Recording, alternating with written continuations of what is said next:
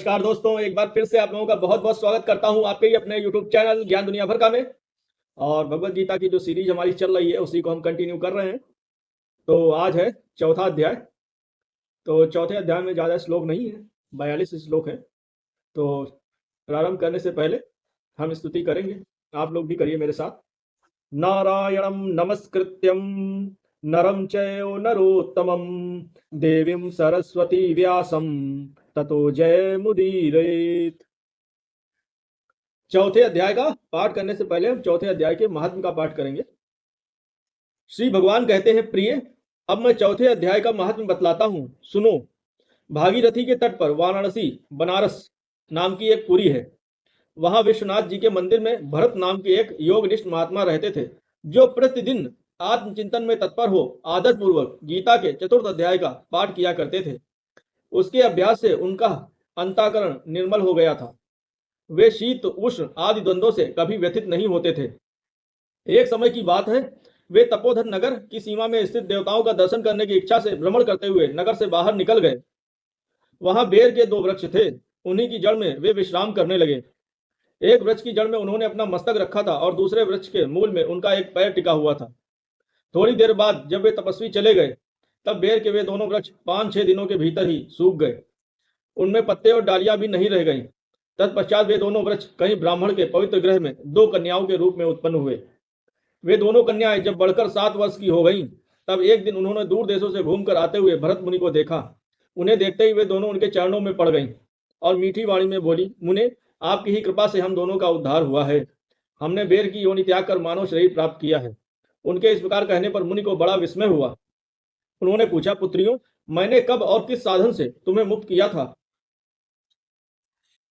साथ ही यह भी बताओ कि तुम्हारे बेर के वृक्ष होने का क्या कारण था, क्योंकि इस विषय में मुझे कुछ भी ज्ञान नहीं है। तब वे कन्याएं पहले उन्हें अपने बेर हो जाने का कारण बतलाती हुई बोली, मुने, गोदावरी नदी के तट पर छिन्न पाप नाम का एक उत्तम तीर्थ है, जो मनुष्यों को पुण्य प्रदान करने वाला है। वह पावनता की चरम सीमा पर पहुंचा हुआ है। उस तीर्थ में सत्य तपा नामक एक तपस्वी बड़ी कठोर तपस्या कर रहे थे। वे ग्रीष्म ऋतु में प्रज्वलित अग्नियों के बीच में बैठते थे।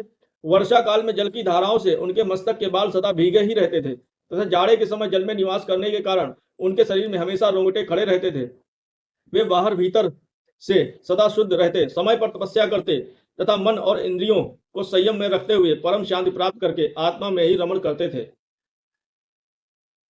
वे अपनी विद्वता के द्वारा जैसा व्याख्यान करते थे, उसे सुनने के लिए साक्षात ब्रह्मा जी भी प्रतिदिन उनके पास उपस्थित होते और प्रश्न करते थे। ब्रह्मा जी के साथ उनका संकोच नहीं रह गया था, अतः उनके आने पर भी वे सदा तपस्या में मग्न रहते थे। परमात्मा के ध्यान में निरंतर संलग्न रहने के कारण उनकी तपस्या सदा बढ़ती रहती थी। सत्य तपा को जीवन मुक्त के समान मानकर इंद्र को अपने समृद्धशाली पद के संबंध में कुछ भय हुआ। तब उन्होंने उनकी तपस्या में सैकड़ों विघ्न डालने आरंभ किए। अप्सराओं के समुदाय से हम दोनों को बुलाकर इंद्र ने इस प्रकार आदेश दिया, तुम दोनों उस तपस्वी की तपस्या में विघ्न डालो, जो मुझे इंद्र पद से हटाकर स्वयं स्वर्ग का राज्य भोगना चाहता है। इंद्र का यह आदेश पाकर हम दोनों उनके सामने से चलकर गोदावरी के तीर पर, जहां वे मुनि तपस्या करते थे, आई। वहां मंद और गंभीर स्वर से बजते हुए मृदंग तथा मधुर वेणुनाद के साथ हम दोनों ने अन्य अप्सराओं सहित मधुर स्वर में गाना आरंभ किया। इतना ही नहीं, उन योगी महात्मा को वश में करने के लिए हम लोग स्वर, ताल और लय के साथ नृत्य भी करने लगी। तो इस प्रकार जो है, बीच बीच में जरा जरा सा आंचल खिसकने पर उन्हें हमारी छाती भी दिख जाती थी। स्पष्ट जो है वो बता रही है कि क्या क्या उसने हरकतें करी। मतलब आंचल खिसक जाता है, यानी आंचल यानी कि जो स्त्रियों का वक्ष स्थल है उसको मतलब ढकने वाला जो कपड़ा है वो आंचल होता है। वो आंचल खिसक जाएगा तो उनको छाती मतलब दिख जाता है। मैं बोलना नहीं चाहता हूँ यहाँ पर, तो दिख जाता है, वो तुम्हें पता है क्या दिख जाता है, छाती भी दिख जाती थी।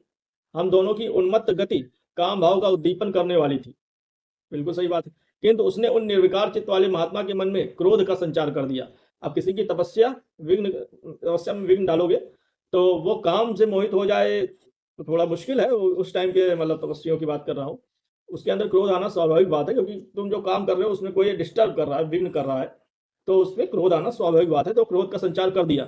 तब उन्होंने हाथ से जल छोड़कर हमें क्रोध पूर्वक शाप दिया, अरे तुम दोनों गंगा जी के तट पर बेर के वृक्ष हो जाओ। मार दिया जल का छींटा, संकल्प करके श्राप दे दिया। अब जाओ बेर के वृक्ष बन के दोनों लोग खड़े हो गए। जाओ, यह सुनकर हम लोगों ने बड़ी विनय के साथ कहा, महात्मन, हम दोनों पराधीन थी, अतः हमारे द्वारा जो दुष्कर्म बन गया है उसे आप क्षमा करें। यूं कहकर हमने मुनि को प्रसन्न कर लिया। फिर वैसे मुनि जो है याचना करने पर, विनती करने पर प्रसन्न भी हो जाते हैं, क्योंकि उन्होंने, उनका कोई वैसा स्वभाव नहीं होता है किसी को मतलब दंडित करने का उस तरह का, लेकिन जब कोई गड़बड़ करता है तो दंडित भी करते हैं श्राप देकर। क्योंकि तपस्या कर रहे हैं, तपस्या से उनके पास शक्तियां हैं, उनके संकल्प में बल है, उनके बोलने में वाणी सिद्ध रहती है उनकी, जो भी बोलेंगे वो घटना घट जाएगी। तो सत्य वचन होता है उनका, सत्य संकल्प भी होता है, मतलब वाक सिद्धि रहती है। आप लोग भी करेंगे तो आप लोगों को भी होगा, लेकिन कठोर तपस्या आज के दौरान करनी पड़ती है ब्रह्मचर्य का पालन करने के साथ में। तब उन पवित्र चित्त वाले मुनि ने हमारे शापोद्धार की अवधि निश्चित करते हुए कहा, भरत मुनि के आने तक ही तुम पर यह शाप लागू होगा, उसके बाद तुम लोगों का मर्त्य लोक में जन्म होगा और पूर्व जन्म की स्मृति बनी रहेगी।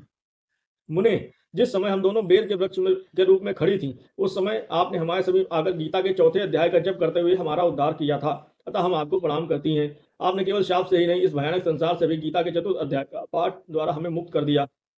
श्री भगवान कहते हैं, उन दोनों के इस प्रकार कहने पर मुनि बहुत ही प्रसन्न हुए और उनसे पूजित हो विदा लेकर जैसे आए थे वैसे ही चले गए, तथा वे कन्याएं भी बड़े आदर के साथ प्रतिदिन गीता के चतुर्थ अध्याय का पाठ करने लगी, जिससे उनका उद्धार हो गया। चौथा अध्याय ज्ञान कर्म संन्यास योग। तीसरा अध्याय कौन सा था? कर्म योग था। अब कर्म योग बताया, लेकिन अर्जुन को समझ नहीं आया, तो फिर ज्ञान कर्म और संन्यास तीनों मिलाकर ये योग जो है, ये चौथा अध्याय है। तो इसमें जो प्रस्तावना है वो मैंने थोड़ा पढ़ देता हूँ। तीसरे अध्याय के श्लोक 4 से 21 तक में भगवान ने कई प्रकार के नियत कर्मों के आचरण की आवश्यकता बताई। फिर तीसरे श्लोक में भक्ति प्रधान कर्म योग की विधि से ममता, आसक्ति और कामनाओं का सर्वथा त्याग करके प्रभु प्रीत्यर्थ कर्म करने की आज्ञा दी। उसके बाद 31 से 35वें श्लोक तक उस सिद्धांत के अनुसार कर्म करने वालों की प्रशंसा और नहीं करने वालों की निंदा की, तथा राग और द्वेष के वश में न होकर स्वधर्म पालन के लिए जोर दिया गया है।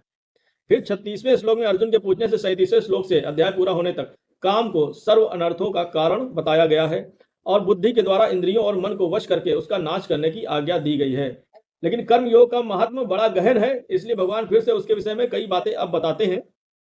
इसका आरंभ करते हुए पहले 3 श्लोकों में उस कर्म योग की परंपरा बताकर उसकी अनादिता सिद्ध करके प्रशंसा करते हैं। तो डिस्टर्बिंग एलिमेंट जो माइक के द्वारा हो रहा है उसके लिए मैं वीडियो को थोड़ा सा ब्रेक मारूंगा, लेकिन आप लोगों को कुछ प्रॉब्लम नहीं होगी। अथ चतुर्थो अध्याय श्री भगवानुवाच इवं व्युसते योगम प्रोक्तवान हम्येयं व्युस्वान् मन्वये प्रामनुरिक्ष्वाक अवे ब्रवीत। श्री भगवान बोले, मैंने इस अविनाशी योग को सूर्य से कहा था, सूर्य ने अपने पुत्र वैवस्वत मनु से कहा था और मनु ने अपने पुत्र राजा इक्ष्वाक से कहा।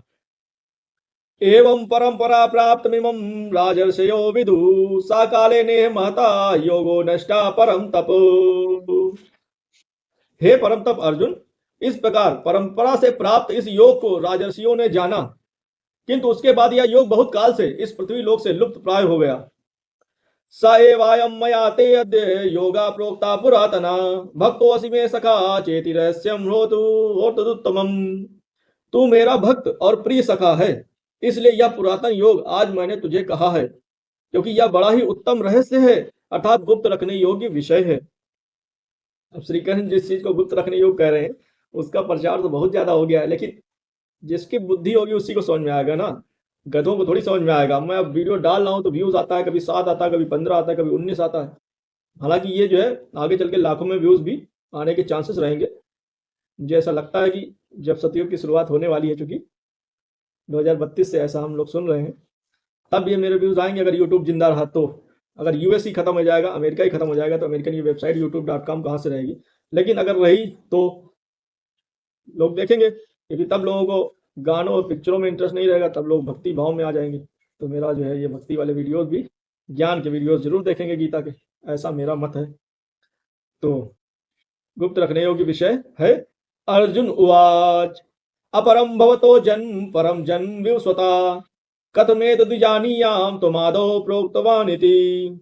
अर्जुन बोले, आपका जन्म तो अर्वाचीन है, यानी अभी हाल का ही है यार। तुम यार कितने साल हमसे बड़े हो, बकचोदी कर रहे हो फालतू में। अभी तो तुम जन्मे हो, हम भी हमसे 2-4 साल बड़े हो गए, तो अभी का जन्म है। तुम कह रहे हो सूर्य से हमने कहा, सूर्य से कब तुमने कह दिया यार? सूर्य कब कब का है यार, तुम अभी के हो। तो जो है अभी हाल का है और सूर्य का जन्म बहुत पुराना है, अर्थात कल्प के आदि में ही हो चुका था। क्या बकवास कर रहे हो? तब मैं इस बात को कैसे समझूं कि आप ही ने कल्प के आदि में सूर्य से यह योग कहा था? श्री भगवान नुवाच बहूनि मे व्यतीतानि जन्मानि तव च अर्जुन तान्यम वेद सर्वाणि ना त्वं वेद परम तप। श्री भगवान बोले, हे परम तप अर्जुन, मेरे और तेरे बहुत से जन्म हो चुके हैं, उन सबको तू नहीं जानता है, किंतु मैं जानता हूं, क्योंकि मुझे पिछले जन्मों का पूरा ज्ञान है। मैं आप साक्षात्कारी हूँ, सर्वशक्तिमान हूँ, सुदर्शन चक्रधारी हूँ। मैं अपनी तरफ से बोल रहा हूँ। अजोऽपि सन्नवे आत्मा भूतानामीश्वरोऽपि सन् प्रकृतिं स्वमधिष्ठाय संभवाम्य आत्माया। मैं अजन्मा और अविनाशी स्वरूप होते हुए भी तथा समस्त प्राणियों का ईश्वर होते हुए भी अपनी प्रकृति को अधीन करके अपनी योग माया से प्रकट होता हूँ। यदा यदा हि धर्मस्य ग्लानिर्भवति भारत अभ्युत्थानं धर्मस्य तदात्मानं सृजाम्यहम्। हे भारत, जब जब धर्म की हानि और अधर्म की वृद्धि होती है, तब तब ही मैं अपने रूप को रचता हूँ, अर्थात साकार रूप से लोगों के सम्मुख प्रकट होता हूँ। परित्राणाय साधूनां विनाशाय च दुष्कृतां धर्म संस्थापनार्थाय संभवामि युगे युगे।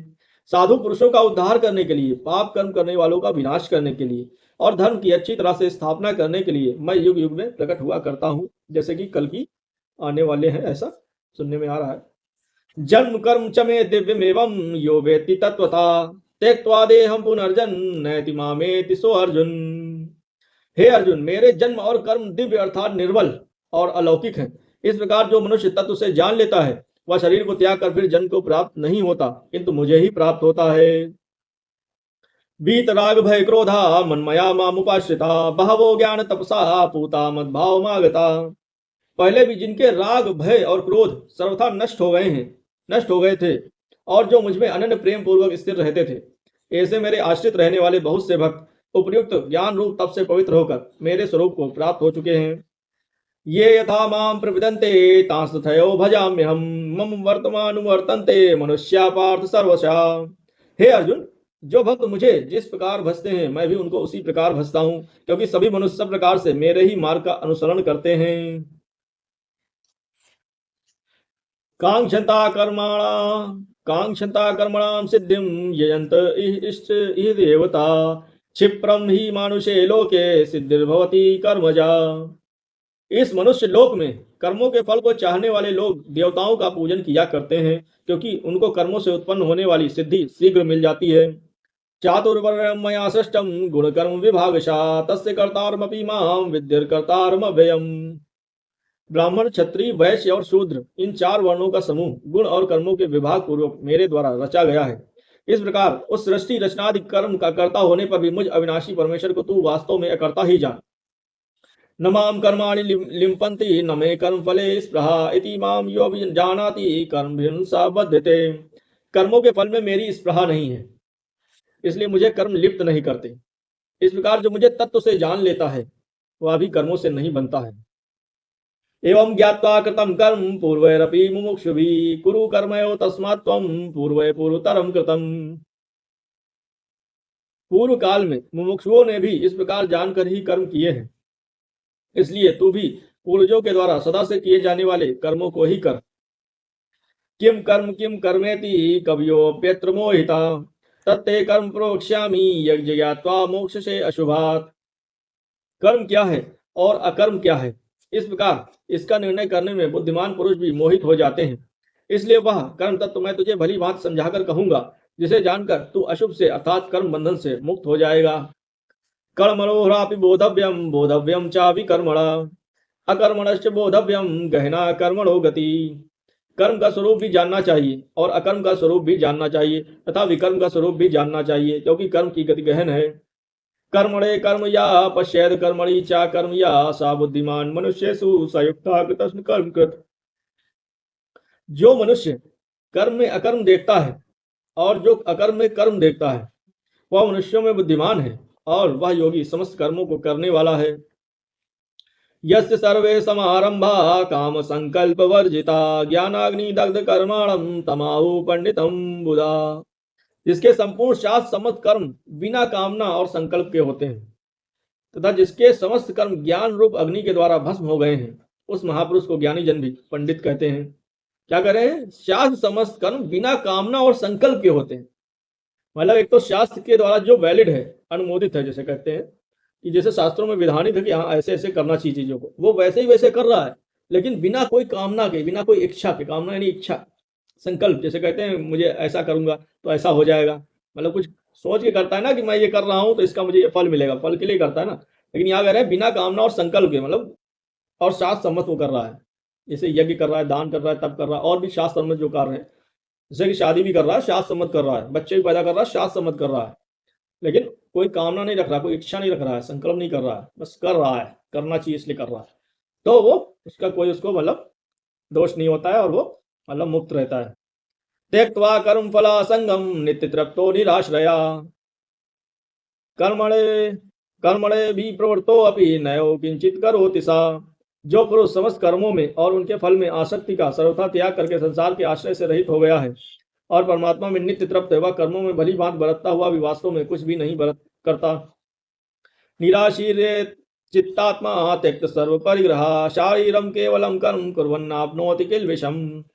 जिसका अंतःकरण और इंद्रियों के सहित शरीर जीता हुआ है और जिसने समस्त भोगों की सामग्री का परित्याग कर दिया है, ऐसा आशा रहित पुरुष केवल शरीर संबंधी कर्म करता हुआ भी पापों को नहीं प्राप्त होता। यद्रक्षा लाभ संतुष्टो द्वंद्वातीतो विमत्सरा समासिद्धावसिद्धो चाक्यत्वापि न निबध्यते।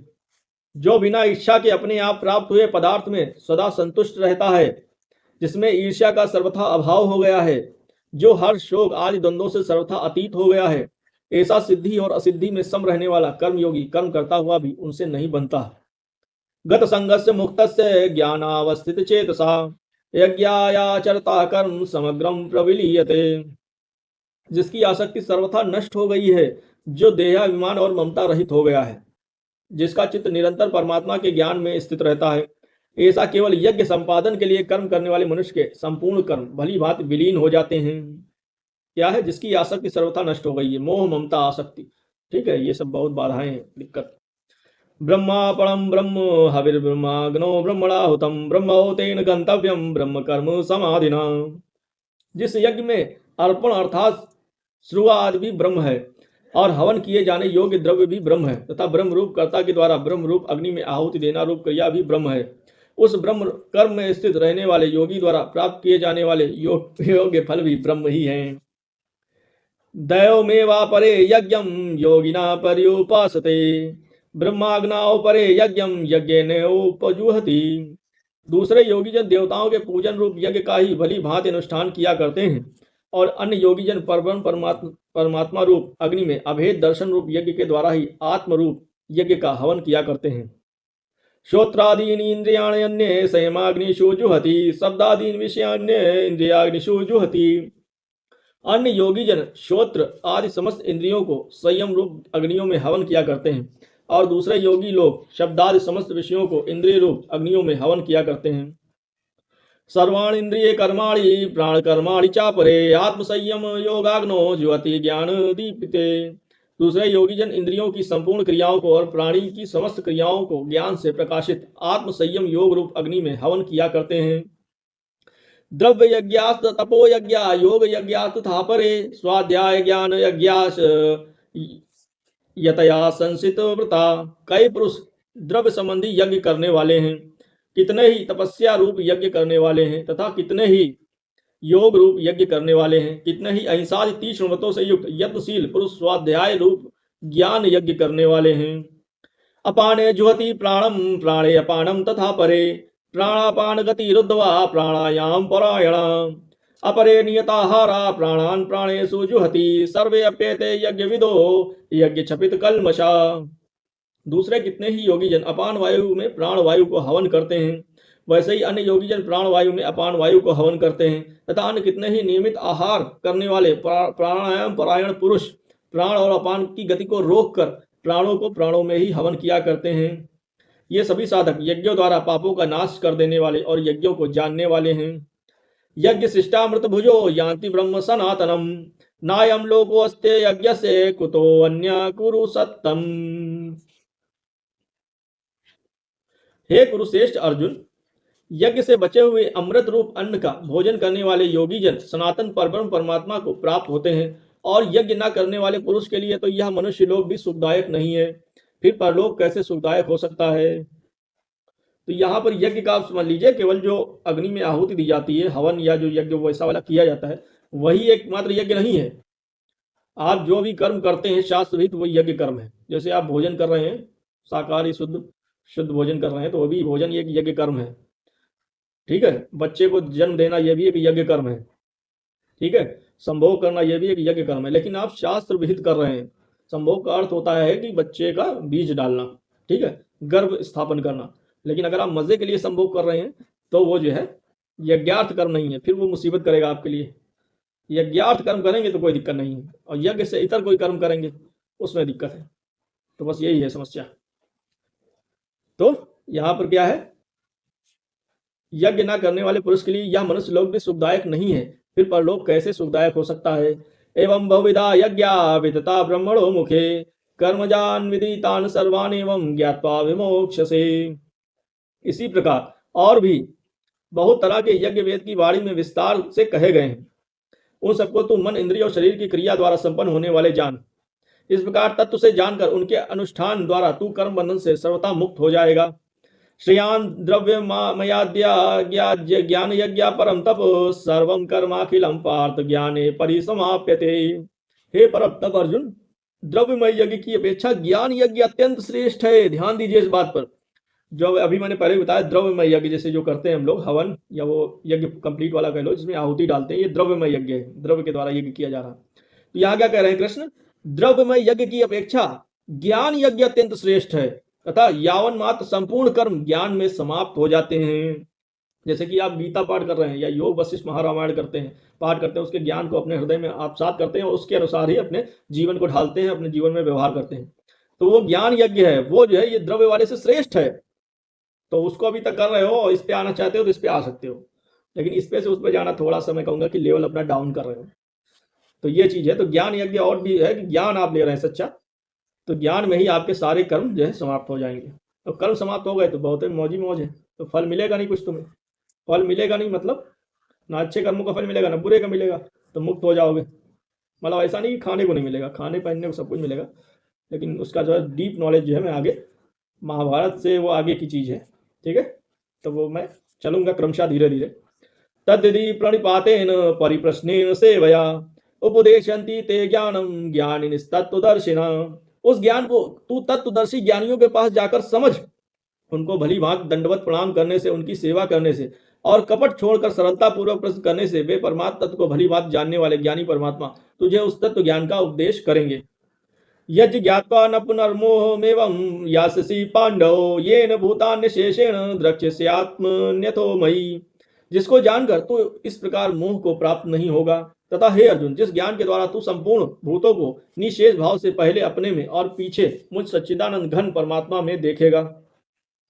अपि चेतसि पापेभ्यः सर्वेभ्यः पापकृत्तमा सर्वं ज्ञानप्लवेनयो वृजिनं सन्तरिष्यसि। यदि तू अन्य सब पापियों से भी अधिक पाप करने वाला है, तो भी तू इस ज्ञान रूप नौका द्वारा निसंदेह संपूर्ण पाप समुद्र से भली भांति तर जाएगा। यथैधांसि समुद्रो अग्नि भस्मसात् कुरुते अर्जुन ज्ञानाग्नि सर्वकर्माणि भस्मात् स कुरुते तथा। क्योंकि हे अर्जुन, जैसे प्रज्वलित अग्नि ईंधनों को भस्ममय कर देती है, वैसे ही ज्ञान रूप अग्नि संपूर्ण कर्मों को भस्ममय कर देती है। न ही ज्ञानेन सदृशं पवित्रमिह विद्यते तत्व स्वयं योग संसिद्धा कालेनात्मनि विन्दति। इस संसार में ज्ञान के समान पवित्र करने वाला निसंदेह कुछ भी नहीं है। उस ज्ञान को कितने ही काल से कर्म योग के द्वारा शुद्धांताकरण हुआ मनुष्य अपने आप ही आत्मा में पा लेता है। श्रद्धावान लभते ज्ञानम तत्परा संयतेन्द्रिया ज्ञानम लब्ध्वा पराम शांति मचिरणाधिगच्छति। जीतेंद्रिय साधन परायण और श्रद्धावान मनुष्य ज्ञान को प्राप्त होता है, तथा ज्ञान को प्राप्त होकर वह बिना विलंब के तत्काल ही भगवत प्राप्ति रूप परम शांति को प्राप्त हो जाता है। अज्ञश्चा श्रद्धानश्च संशयात्मा विनश्यति नायं लोको अस्ति न परो न सुखम संशयात्मना। विवेकहीन और श्रद्धा रहित संशय युक्त मनुष्य परमार्थ से जो है अवश्य भ्रष्ट हो जाता है। ऐसे संशय युक्त मनुष्य के लिए न यह लोक है, न परलोक है, और न सुख ही है। योग संन्यस्त कर्माणम ज्ञान संचिन्न संशयम आत्मवंतम न कर्माणि निबदन्ति धनंजय। हे धनंजय, जिसने कर्मयोग की विधि से समस्त कर्मों को परमात्मा में अर्पण कर दिया है और जिसने विवेक द्वारा समस्त संशयों का नाश कर दिया है, ऐसे वश में किए हुए अंतःकरण वाले पुरुष को कर्म नहीं बांधते। अर्थात तुम युद्ध करो, सबको मार डालो, तुम्हें कोई पाप नहीं लगेगा। तभी तुम्हें ज्ञान दे रहा हूं, ज्ञान ग्रहण करो बस। तस्माद् ज्ञान संभूतम हृतस्थम ज्ञानासिनात्मना चित्वैनम संशयम योगमातिष्ठो अतिष्ठ भारत। इसलिए हे भरतवर्षी अर्जुन, तो हृदय में स्थित इस अज्ञान जनित अपने संशय का विवेक ज्ञान रूप तलवार द्वारा छेदन करके समत्व रूप योग कर्म योग में स्थित हो जा और युद्ध के लिए खड़ा हो जा। ओम तत्सदिति श्रीमद् भगवद गीता उपनिषत्सु ब्रह्म विद्यायाम योग शास्त्रे श्री कृष्ण अर्जुन संवादे ज्ञान कर्म संन्यास योगो नाम चतुर्थो अध्याय।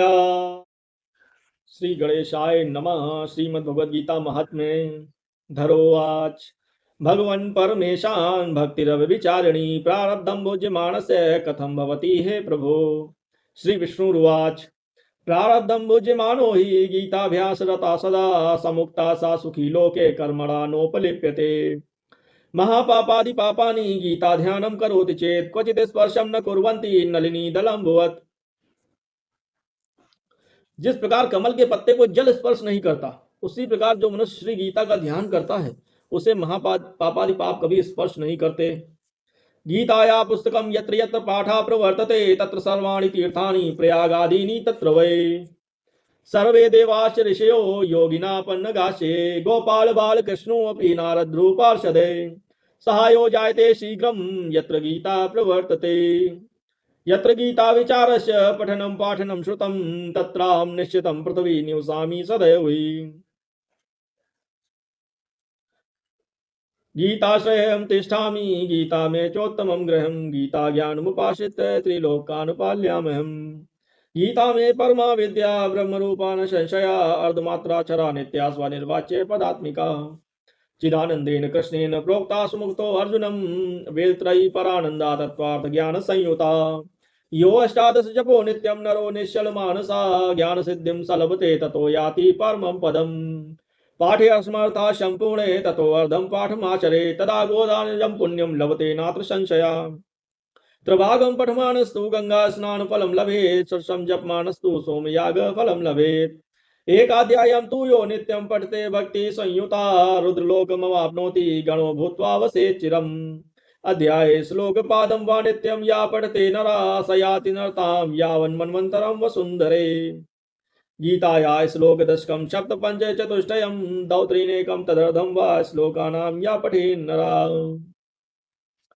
रुद्रलोक चंद्रलोकमवाप्नोति वर्षाणामयुतं ध्रुवं गीता पाठ समायुक्तो मृतो मानुषतां व्रजेत्।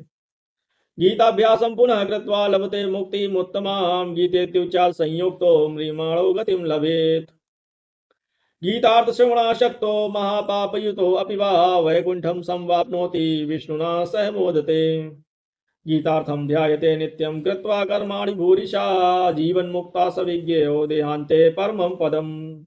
गीतामाश्रित्य बहवो भूभुजो जनकादया निर्धूतकल्मषालोके गीता याता परं पदम्। गीताया पठनं कृत्वा महात्म्यं नैव या पठेत् वृथा पाठो भवेत् तस्य श्रम एव हुदार्था। एतन्माहात्म्य संयुक्तं गीताभ्यासं करोति या सा तत्फलमवाप्नोति दुर्लभां गतिमाप्नुयात्। सूत उवाच महात्म्यमेतद् गीताया मया प्रोक्तं सनातनं गीतान्ते च पठेदस्तु यदुक्तं तत्फलं लभेत्।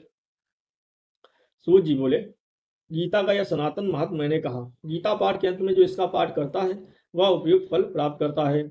श्री वाराह पुराणे श्रीमद् गीता महात्म्यम संपूर्णम। वीडियो को देखने के लिए बहुत बहुत धन्यवाद। भगवान करे आपका दिन बहुत ही ज्यादा शुभ हो। नमस्कार।